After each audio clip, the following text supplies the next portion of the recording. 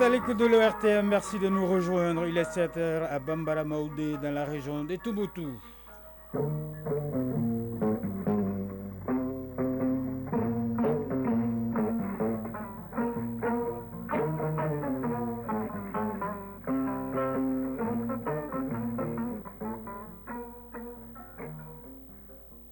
Le journal Kodi Sibi. Mesdames, Messieurs, bonjour. Les pays de l'AES conjuguent leurs efforts pour le développement de l'espace. Les ministres en charge de la question au sein de notre alliance ont été reçus hier par le président de la transition, le général d'armée Assimi Goïta, en vue de la mise en œuvre de la feuille de route de l'AES validée par les 3 chefs de l'État. Il s'agit de concrétiser des actions de développement sur la feuille de route. Le Mali et le Ghana entendent renforcer davantage leurs liens de coopération. Le Premier ministre, chef du gouvernement, le général de division Abdoulaye Maïga, en visite au Ghana, a été reçu par le nouveau président ghanéen John Dramani Mahama. Les deux hommes ont abordé des sujets relatifs au développement de nos pays.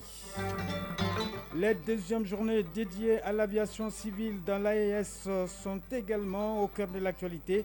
La cérémonie d'ouverture, c'était au siège de l'ANAC Mali avec la présence des 3 pays. L'objectif est de sécuriser et améliorer la desserte aérienne entre nos pays et impacter les économies. L'actualité sportive, c'est la 6e et dernière journée des phases de poule des compétitions africaines des clubs. Le stade malien de Bamako en Coupe de la Confédération recevra Deportivo d'Angola, alors qu'en Ligue des Champions, le Djolo Athletic Club en Égypte jouera contre Pyramide. Voilà pour le sommaire. Bienvenue dans ce journal. Les ministres en charge du développement au sein de l'Alliance des États du Sahel ont été reçus par le président de la transition. La quinzaine de ministres étaient venus obtenir des instructions du général d'armée Assimi Goïta pour la mise en œuvre de la feuille de route de l'AES qui a été validée par 3 chefs de l'État présents au Mali pour une rencontre de 48 heures sur la concrétisation des actions identifiées sur cette feuille de route concernant les piliers de développement. Ces membres du gouvernement sortent satisfaits de cette rencontre avec le président de la Confédération AES. Le ministre de l'économie et des finances de Burkina Faso est le porte-parole de la délégation. Les propos d'Aboubacar Nakanabo sont recueillis par nos reporters Mohamed Kayantao. Cette audience avait pour objectif de recevoir des instructions claires du président sur la mise en œuvre de la feuille de route de l'AES qui a été validée par nos 3 chefs d'État. Comme vous le savez, l'AES, c'est 3 piliers essentiels avec 2 piliers transversaux. Il y a le pilier défense, le pilier diplomatie et le pilier développement. Donc cette rencontre que nous avons ici depuis 3 jours avec nos experts a pour objectif essentiel de travailler à concrétiser donc les actions qui ont été identifiées sur la feuille de route en ce qui concerne le pilier développement. Donc les travaux se sont déroulés donc avec les experts et les ministres. La rencontre avec le chef de l'État nous a permis d'avoir des instructions claires sur la nécessité d'aller vite, de faire en sorte qu'il y ait des actions concrètes au profit de nos populations. Nos populations qui font face à toutes les difficultés mais qui restent résilientes et engagées auprès de leurs dirigeants. Il est important que nous fassions en sorte que l'AES puisse apporter des solutions concrètes à leurs préoccupations. Les instructions que nous avons reçues du chef de l'État nous permettront de faire en sorte que très vite, nos populations puissent sentir que l'AES bouge du côté développement. Nous savons bien que du côté de la défense et de la diplomatie, il y a déjà des actions concrètes. Du côté du développement aussi, vous verrez très vite que l'AES bouge. Et donc c'est vraiment l'occasion pour nous de saluer les plus hautes autorités de la République du Mali, notamment le président Assimi Goïta et également le ministre en charge de l'économie qui nous a donc mis à disposition toutes les commodités nécessaires pour que nous puissions tenir donc cette réunion. Nous ressortons vraiment rassurés que tout sera mis en œuvre pour que nos populations puissent sentir que l'AES va leur apporter des solutions concrètes. Voilà, Aboubacar Nakanabo au micro de notre reporter Mohamed Kantao. Sur un autre plan, le Premier ministre, ministre de l'administration territoriale et de la décentralisation, le général de division Abdoulaye Maïga, a été reçu hier après-midi en audience par le président de la République du Ghana, John Dramani Mahama. Le général de division Abdoulaye Maïga est porteur d'un message du président de la transition, chef de l'État, général d'armée Assimi Goïta, à son homologue ghanéen investi le 7 janvier dernier. À la fin de l'audience, les deux personnalités se sont adressées à la presse. Les liens séculaires entre nos deux pays, la relance de la grande commission mixte des coopérations sont entre autres sujets abordés. Nous vous invitons à suivre un extrait de l'intervention du Premier ministre, ministre de l'administration territoriale et de la décentralisation, le général de division Abdoulaye Maïga, des propos recueillis par la presse de la primature. Nous étions porteurs d'un message de la part de son Excellence le général d'armée Assimi Goïta, président de la transition, chef de l'État du Mali, chargé de transmettre ses vœux de bonheur, de plein succès à son homologue et frère, le président de la République, John Dramani Mahama, pour son Excellence le général Goïta et pour le peuple malien. L'arrivée au pouvoir de son Excellence le président John Dramani Mahama est un espoir pour le panafricanisme. Et il a précisé qu'il est convaincu que son Excellence le président John Dramani Mahama est un héritier. Son Excellence feu le président Kourouman et le président Johnny Rawlings. Et nous pensons également au contenu des liens séculaires entre le Mali et le Ghana à travers l'histoire politique récente symbolisée par l'union Mali-Ghana-Guinée. Nous sommes convaincus que nos deux chefs d'État ont l'opportunité de renforcer les liens de coopération dans le domaine économique, dans le domaine sécuritaire. Et nous saluons l'esprit de fraternité et de solidarité de son Excellence le président John Dramani Mahama. Également lui rassurer du fait que le combat pour le panafricanisme aujourd'hui est poursuivi par son Excellence le général d'armée Assimi Goïta, président du Mali. Un combat qui se poursuit également dans le cadre de la Confédération des États du Sahel, l'AES, en collaboration très étroite avec leurs homologues, son Excellence le capitaine Ibrahim Traoré, président du Burkina, et le général de brigade Abdourahmane Tchani, président du Niger. L'objectif est très clair, c'est vraiment de se battre pour la souveraineté véritable. Et je pense que cet objectif également rencontre la vision de son Excellence le président John Dramani Mahama. Établir des mécanismes et harmoniser les moyens des États membres de la Confédération du Sahel en matière d'aviation civile, c'est l'objectif des deuxièmes journées dédiées à l'aviation civile dans l'AES. Ces deuxièmes journées consécutives à celles de Bobo Dioulasso ont pour but de sécuriser et améliorer la desserte aérienne entre les trois pays de façon à impacter les économies. La cérémonie d'ouverture qui s'est déroulée au siège de l'ANAC Mali a enregistré la présence des délégations burkinabées, nigériennes et maliennes. Le point avec Aloussène Touré. Les échanges entre pays du Sahel occupent une place importante dans le processus d'intégration. C'est pourquoi les transports, et particulièrement les transports aériens, gagneraient à être mieux organisés et mieux structurés pour offrir plus de services aux usagers. 2 jours durant, les experts des 3 pays vont débattre des problématiques liées au désenclavement interne et externe des pays de la Confédération. Colonel Yaya Traoré, directeur général de l'ANAC Mali. Chacun de nos États, à travers son secteur de l'aviation, devrait apporter sa part contributive dans l'atteinte des 10 objectifs qui cadrent parfaitement avec la vision de nos chefs d'État.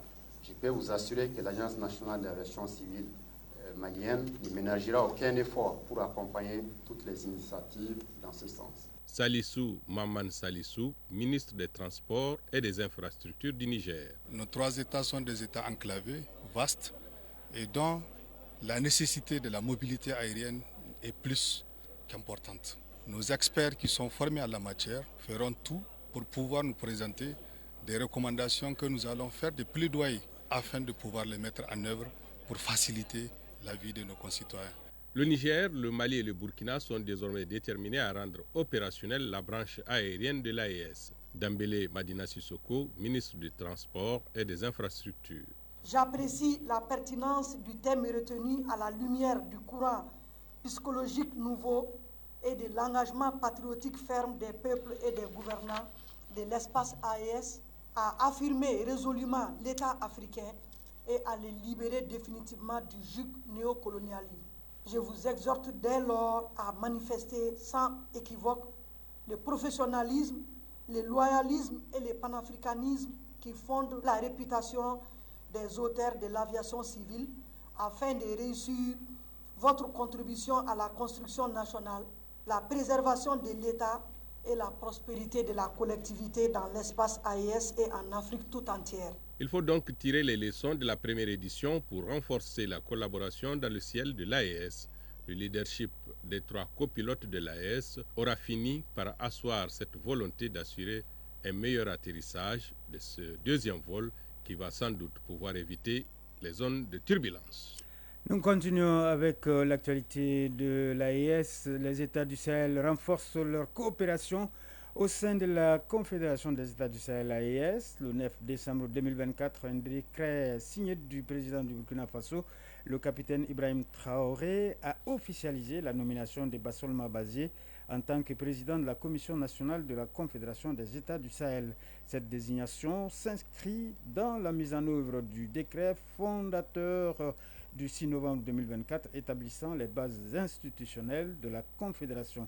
La mission et rôle de la Commission nationale avec Palengbede Brice Kiatenga.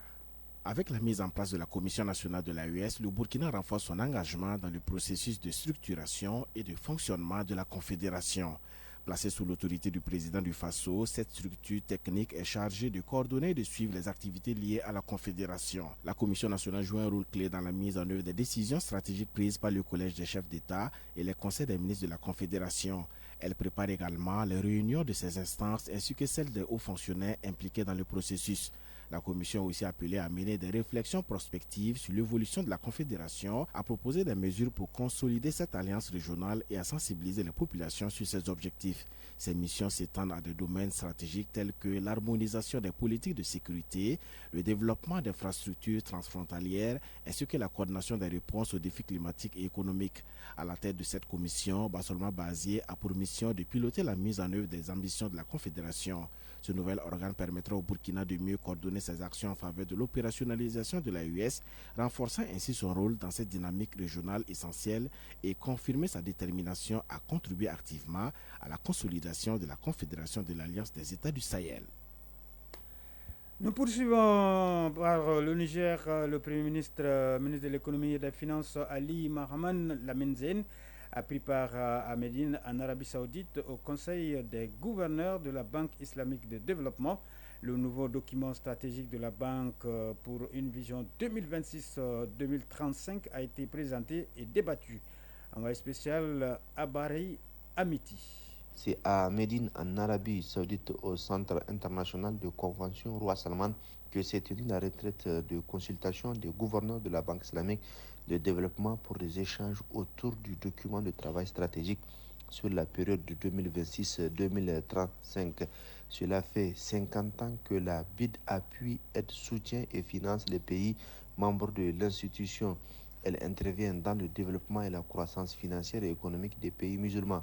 La Banque islamique de développement est une banque du Sud, par le Sud et pour le Sud, a rappelé Dr Mohamed El Jassir, président de la Banque islamique de développement. La 6e décennie sera celle d'une nouvelle vision et d'une nouvelle approche des axes développés autour de 3 points, à savoir la nouvelle orientation de la banque, le rôle primaire de solidarité et l'optimisation de l'utilisation des ressources. Une stratégie partagée par le Niger et aussi la Confédération de l'Alliance des États du Sahel, AES, aux côtés du Premier ministre, ministre de l'économie et des finances, Ali Mohamed Lamine Zeine, se trouve le ministre de l'économie et des finances et de la perspective du Burkina Faso, Aboubakar Nakanabo. Au sortir de cette réunion stratégique des gouverneurs de la Banque islamique de développement, c'est un nouveau mode d'investissement et d'accompagnement qui sera appliqué au profit des pays musulmans membres de la Banque islamique de développement.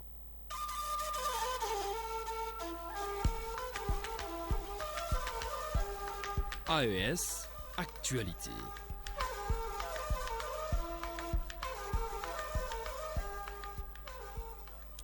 Voilà, c'était donc la riche actualité de l'AES. Sur un autre plan à présent, le ministre de la Justice et des droits de l'homme, garde des Sceaux, a visité hier 4 services rattachés, dont le pôle national économique et financier. L'objectif est de s'imprégner des conditions de travail dans ces services et d'avoir une idée des activités réalisées en 2024. Les visites s'inscrivent dans le cadre de la semaine de la justice dont le thème est la justice à l'heure des réformes. Batraori. La semaine de la justice mise à profit par le ministère de la Justice et des Droits de l'Homme pour avoir une idée du bilan des 4 services rattachés à travers une série de visites. Le ton est donné au PNEF, Pôle national économique et financier. Ici, le secrétaire général du ministère de la Justice et des Droits de l'Homme prend connaissance des activités réalisées en 2024 à travers une communication donnée par le procureur du pôle, Mohamed Ak Aoussa. Pour les cabinets d'instruction, ils ont été saisis de 178 dossiers dans l'année. Sur la même période, ils en ont sorti 126. C'est à titre illustratif. La même chose pour la chambre de jugement. Nous avons enrôlé 60 dossiers dans l'année. Le tribunal en a sorti 69. Ce qui fait les 115%. Donc c'est ça les chiffres sur l'activité judiciaire. Et c'est impressionnant pour ceux qui connaissent le domaine de la justice. Le garde des Sceaux prend la relève et conduit la délégation ministérielle dans 3 autres services pour le même exercice. Il s'agit de l'Agence de recouvrement et de gestion des avoirs saisis ou confisqués Argas, la Direction nationale des droits de l'homme et du pôle national de lutte contre la cybercriminalité. Ce que nous sommes en train de faire, Mamoudou Kassougué, ministre de la Justice et des Droits de l'Homme, garde des Sceaux, s'inscrit dans le cadre de la vision et des orientations du président de la transition, chef de l'État, le général d'armée Assimi Goïta, qui a décidé de faire en sorte que la lutte contre la corruption, la lutte contre la cybercriminalité, la lutte contre le terrorisme, la criminalité transnationale organisée et toutes les formes de criminalité puissent être un combat du gouvernement. Une lutte que nous devons mener sans faiblesse, une lutte que nous devons mener avec efficacité. Il faut lutter contre l'impunité dans toutes ses dimensions. Nous devons le faire en respectant les droits de l'homme. Ça, c'est l'autre dimension de la visite au niveau de la Direction nationale des droits de l'homme. Nous devons tout faire pour que, dans tout ce que nous faisons, la loi soit notre boussole, notre repère. Le bilan réalisé par ces services est jugé satisfaisant par le ministre. Ces différentes structures qui ont été créées, elles sont toutes opérationnelles, elles ont toutes leur personnel, leur siège, les minimums de moyens pour commencer à travailler. Et ces structures, en un laps de temps très court, ont fait des résultats remarquables, des résultats dont je suis fier. L'insuffisance des personnels et le manque de matériel logistique ont été évoqués par certaines structures. Le ministre Mahamadou Kassougué a demandé d'œuvrer de manière à consolider les acquis. Quelques mots de l'actualité hors de l'espace AES. Au Cameroun, la candidature du professeur Jean Baïbek à la présidentielle de 2025 suscite beaucoup de réactions. En effet, il a été désigné à ce titre à l'occasion des assises du comité directeur inclusif de l'Union des populations du Cameroun. Cependant, Robert Bapou Lipo, leader d'une faction de l'UPC, remet en cause cette désignation. En attendant, la déclaration officielle du parti politique nouvelle provient de la réunion du comité directeur inclusif du parti tenue le 15 janvier dernier à Bafoussam, une réunion à l'issue de laquelle le professeur Jean Baïbek est le candidat désigné. Il représentera donc la formation politique à la prochaine course pour le palais de l'unité. Le Kenya et les Émirats arabes unis signent un accord économique de partenariat global CEPA que les deux pays ont signé donc hier après-midi. Un accord premier du genre entre les Émirats et un pays d'Afrique qui vise à stimuler le commerce et l'investissement, aussi à créer des opportunités commerciales et à renforcer les liens économiques à travers l'Afrique. Le Kenya pourrait donc à la suite de cet accord devenir un acteur central du paysage commercial africain. Israël et Hamas ont accepté un accord pour un cessez-le-feu à Gaza. Cet accord inclut également la libération d'otages selon le Premier ministre qatarien. La trêve entrera en vigueur dimanche prochain avec la libération des 33 otages israéliens contre la libération de près d'1 millier de Palestiniens détenus en Israël. En plus du Premier ministre du Qatar, le président élu américain Donald Trump a également confirmé l'accord de trêve entre Israël et le Hamas. La page de sport, c'est tout de suite.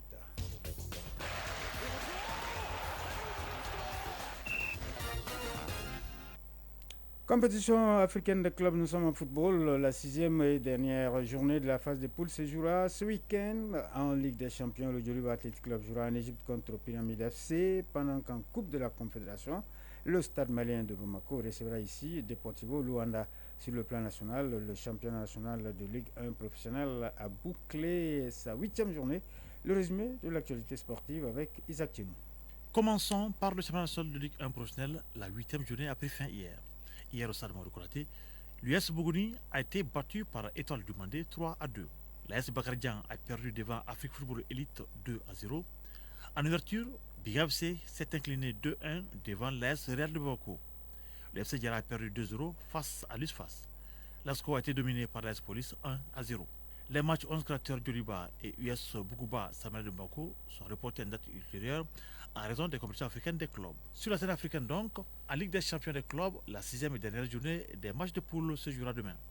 Le Djoliba, notre représentant, est déjà éliminé, se déplace pour affronter Pyramide FC. Le Djoliba jouera cette rencontre avec seulement pour enjeu marquer au moins un but dans la compétition, sinon réaliser sa première victoire en Ligue des champions.